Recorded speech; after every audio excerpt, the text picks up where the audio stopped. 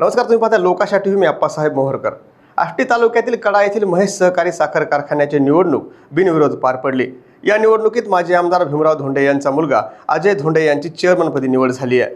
कडा येथील सहकारी साखर कारखाना मागील 15 वर्षापासून बंद अवस्थेत होता आणि याच कारखान्यावरून आमदार सुरेश धस असतील आणि माजी आमदार भीमराव धोंडे यांच्यामध्ये संघर्ष निर्माण झाला होता. परंतु परवाना कायम राखत भीमराव धोंडे यांनी साखर कारखान्यावर आपलं वर्चस्व निर्माण केलं. येणाऱ्या गाळप हंगामात महेश सहकारी साखर कारखाना सुरू होणार असून परिसरातील ऊस उत्पादक शेतकऱ्यांना मोठा आधार यामुळे निर्माण होणार आहे. आज चेअरमन आणि व्हाईस चेअरमनची निवडणूक झाली, तेही बिनविरोध झालेली आहे आणि हा कारखाना गेली 15 वर्षापासून बंद आहे. तो सुरू करण्याचा प्रयत्न आता आमचा चालू आहे. काम कारखान्याचं सुरू झालेलं आहे.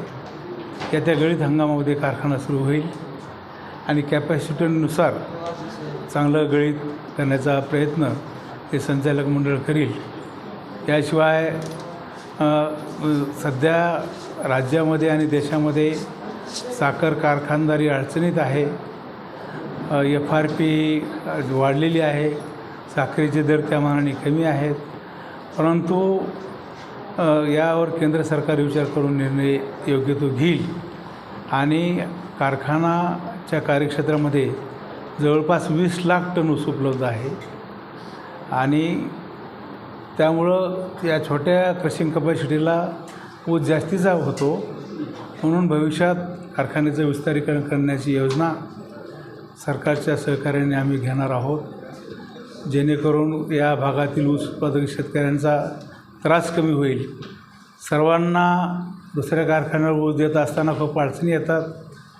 तोडणीवाले, वाहतूकवाले त्यांचे आणून पैसे घेतात.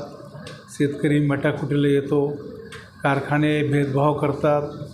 त्यामुळं आमचा हा महेश सहकारी साखर कारखाना जो आहे तो चांगल्या पद्धतीने चालेल आणि या भागामध्ये पाटबंधारे खात्याने, जलसंपदा विभागाने अनेक नवीन योजना आखलेल्या आहेत.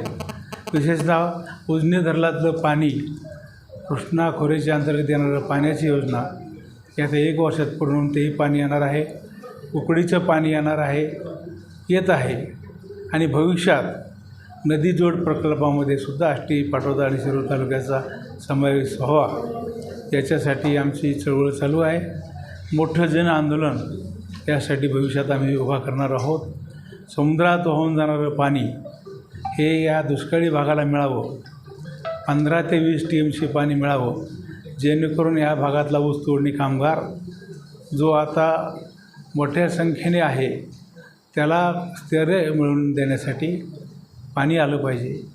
पाण्यासाठी आमची चळवळ चालू आहे. भविष्यात ती आम्ही वेगाने सुरू करणार आहोत आणि कारखान्याला त्याचा फायदा होईल.